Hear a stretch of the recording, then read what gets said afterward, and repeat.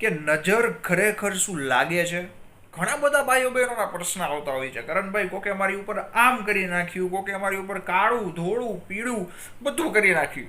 પણ જો નજરને દૂર કઈ રીતે કરવી, કે તમને ખબર કેમ પડે નજર લાગી છે કે નહીં, અને જો લાગેલી હોય તો એ કહેવાય કે જળ મૂળથી દૂર થઈ જાય ભાઈ, દાદાની દયાથી. કઈ રીતે?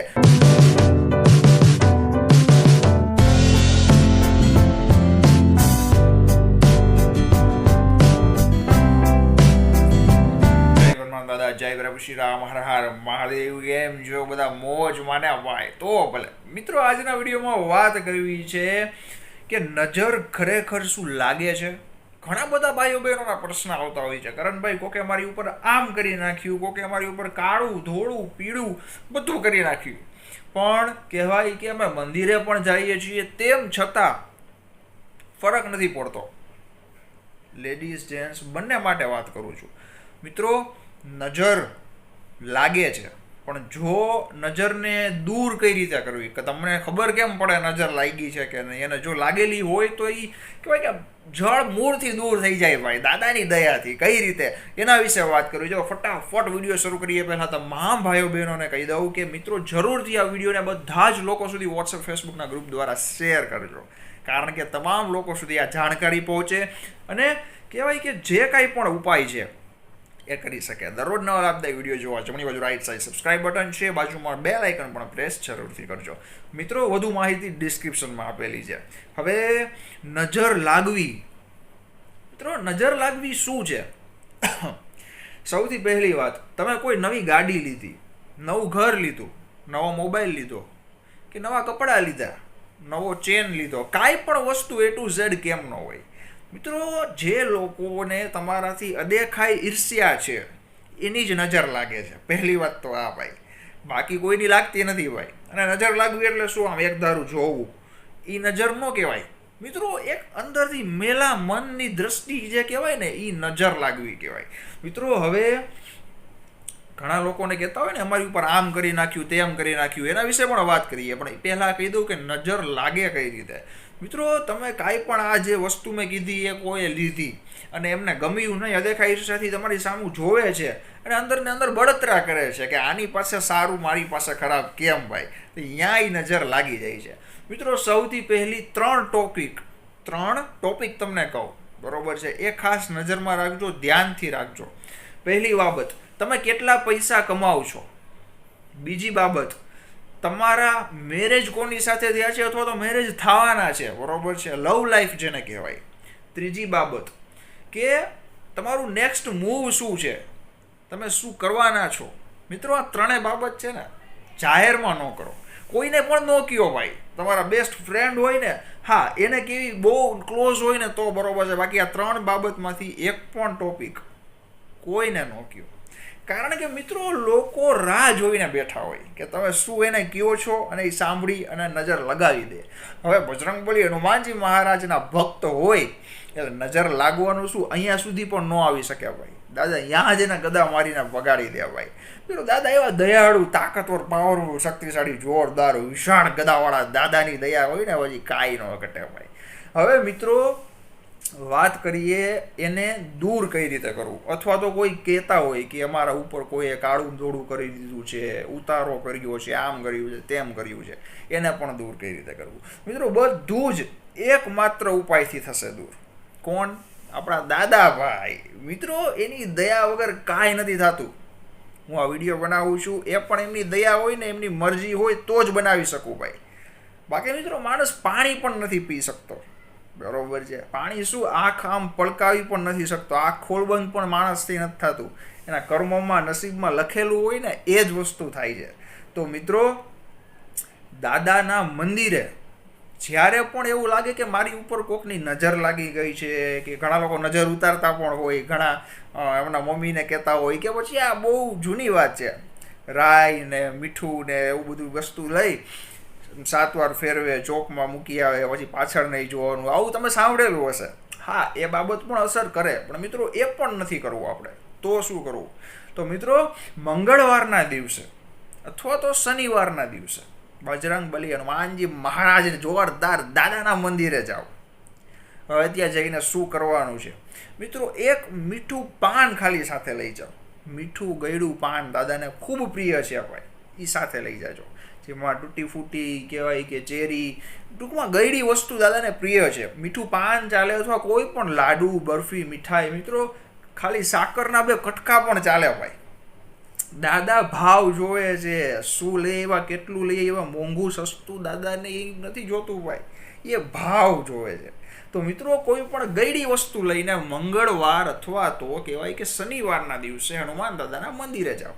સાંજના સમયે દાદાને ધરી દો, બરોબર છે. ત્યારબાદ દાદાની સામે નીચે બેસીને મિત્રો હનુમાન ચાલીસા 1 વખત જાપ કરો અને દાદાને એક જે કહેવાય ચોપાઈ તમને કહું કિષ્કંધા કાંડની તમે સાંભળેલી જશે અને મેં પણ ઘણી વખત વિડીયોમાં કીધેલી છે કે કવાનો શો કાજ કઠિન જગ માહી જો નહીં હોય તાત તુમ પાય વા. એનો મતલબ શું કે હે મારા જોરદાર તાકાતવર પાવરફુલ શક્તિશાળી ગદાવાળા મોજીલા બજરંગબલી હનુમાનજી મહારાજ એવું કયું કામ છે કે જે તમે ન કરી શકો દાદા, તમારા ભક્તનું આ એક નાનકડું દુઃખ દૂર કરો. એક ભાર લાગે છે જીવનમાં, કહેવાય કે આમ કોકની નજર લાગી ગઈ હોય ને એવું દુઃખ લાગે છે, ખબર નહીં કઈ વસ્તુ ટકતી નથી, આર્થિક તંગી લાગે છે, એક એનર્જી લો લાગે છે. મિત્રો જે કાંઈ પણ દુઃખ હોય દાદાને કહો, દાદા નજર શું બધું કહેવાય કે કાળું ધોળું કાંઈ પણ કોઈ કેમ કરી નાખ્યું હોય. મિત્રો તમને વાત કરું, મારણ ક્રિયા આ શું છે, જો કે આ વિડીયોમાં નથી કહેવાનું પણ એને લગતી વાત છે એટલે કહું છું. મિત્રો એક વ્યક્તિ ઉપર કોઈએ મારણ ક્રિયાની કહેવાય કે અસર હતી. મારણ ક્રિયા એટલે જનરલી આપણે એ બાબતમાં ઊંડું નથી ઉતરવું પણ તમને ઉપરથી કહી દઉં એટલે આઈડિયો આવે. એક કાળી ઢીંગલી હોય મિત્રો, એ વ્યક્તિના નામની ઢીંગલી બનાવી હોય. હવે એના પગમાં સોય ખૂંચાડે તો એ વ્યક્તિને પગમાં દુખે, હાથમાં સોય ખૂંચાડે તો હાથમાં દુખે, અને કહેવાય કે માથામાં કે ગળામાં જો ખૂંચાડી દીધું એટલે એ વ્યક્તિનો જીવ હોયો જાય. મિત્રો એવી રીતે એને સિદ્ધ કરેલું હોય. આ ક્રિયા કંઈક કહેવાતી હશે મિત્રો, મને એમાં હું ઝાઝો ઊંડો પડતો નથી કારણ કે બજરંગબલી હનુમાનજી મહારાજ દાદા હોય ને પછી કાંઈ એકી ક્રિયા કરવાની કે કાંઈ પણ વસ્તુ કરવાની જરૂર નથી. પણ હું જાણકારી રાખતો હોઉં છું એટલા માટે મને આટલી બાબત ખબર છે. પણ મિત્રો એ વસ્તુ એક વ્યક્તિ ઉપર કોઈએ કરેલું હતું, એમની અદેખા ઈર્ષ્યા કરનાર વ્યક્તિએ, બરોબર છે, અને એ પણ એમના કોઈક ઓળખીતા જ હતા. હવે એની કહેવાય કે જરા પણ અસર એના પર થોડી ઘણી અસર થઈ. મિત્રો એ વ્યક્તિ હનુમાન દાદાને ક્યારેક મિત્રો વિચારો તમે, ખાલી મંગળ શનિવારનું કહેતો હોઉં છું, એ વ્યક્તિ ખાલી શનિવારે દાદાના મંદિરે જતો અને શનિવારે જ હનુમાન ચાલીસા 1 વખત બોલતો, તો પણ એના ઉપર એની કહેવાય ને કે જરાક અસર થઈને પછી કાંઈ અસર ન થઈ, ખાલી છાતીમાં દુખતું. મિત્રો આ વાત મને એક સંતે કીધેલી છે, શાંતિથી સાંભળજો, ધ્યાનથી સાંભળજો. એને જરા છાતીમાં દુખતું, પછી એ દરરોજ દાદાના મંદિરે જવા માંડ્યા. અને જે રીતે સંતે એમને કીધું હતું કે આટલા બધા મંત્રો છે દાદાના, તો આ મંત્રનો જાપ દરરોજ 7 વખત કરો, 21 વખત કરો. મિત્રો 1 જ મહિનામાં એને એવી અસર થઈ ગઈ કે જે ક્રિયા જેણે કરેલી હતી એ ઊંધી એના ઉપર થઈ ભાઈ. અને આ વ્યક્તિને દાદાએ કાંઈ ન થવા દીધું. શું કામ? કારણ કે એ દરરોજ દાદાના મંદિરે જાય છે, દાદાને માને છે ભાવથી. મિત્રો કોઈ પણ ક્રિયા કાંઈ પણ કેમ ન હોય, દાદાનું નામ લેવા માત્રથી એ દૂર થઈ જાય છે. તો દરરોજ મંદિરે જે લોકો કહેવાય કે જેમને પ્રોબ્લેમ છે, કાંઈ પણ તકલીફ છે, શારીરિક તકલીફ છે, કે જે તે ચાલીને કે કોઈ પણ રીતે મંદિરે જઈ નથી શકતા, તો ઘરમાં દાદાના મંદિરમાં, અથવા તો ઘરમાં મંદિર નથી, ઘણા કહે છે અમે આઉટ ઓફ ઇન્ડિયા ફોરેનમાં રહીએ છીએ, અહીંયા મંદિર નથી તો શું કરવું, તો મોબાઈલમાં ફોટો તો ડાઉનલોડ થાય ને, એના મંદિર સમજો. દાદાને કહેવાય કે દરરોજ 1 વખત હનુમાન ચાલીસા વાંચવાનું રાખો. મિત્રો કોઈ પણ જાતનું કાળું મેળું ગમે તેવું કોઈએ કરેલો હોય, હનુમાન ચાલીસાની તાકાત એવી છે ભાઈ. દાદા કહેવાય ને આમ ચપટી વગાડીને દૂર કરી નાખ્યા ભાઈ. મિત્રો દાદા બધું જાણે છે. અષ્ટસિદ્ધિ નવ નિધિ કે દાતા, હા એ આપણા બજરંગબલી હનુમાનજી મહારાજ.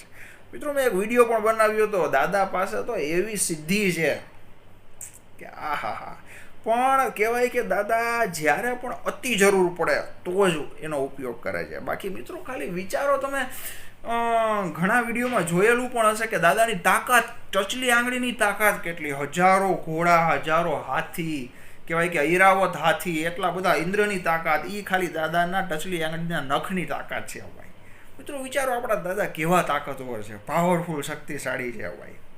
હવે એની સામે આ બધા કહેવાય કે કાળું દોડવું ને નજર લાગવી ને મારણ ક્રિયા ને ઓલી ક્રિયા ને કોઈનું કાંઈ ન આવે ભાઈ. દાદાને માનતા હોય તો કાંઈ નથી થતું. તો હવે ગયડી વસ્તુ ધરવાની છે મંગળવાર અથવા શનિવારે, દાદાને કહેવાનું છે મારું દુઃખ દૂર કરો. મિત્રો 7 જ દિવસ કે 21 દિવસની અંદર દાદા તમારું દુઃખ દૂર કરી નાખશે. તમને માથાનો ભાર હળવો થતો જોવા મળશે. પછી ક્યાં વાત રહી.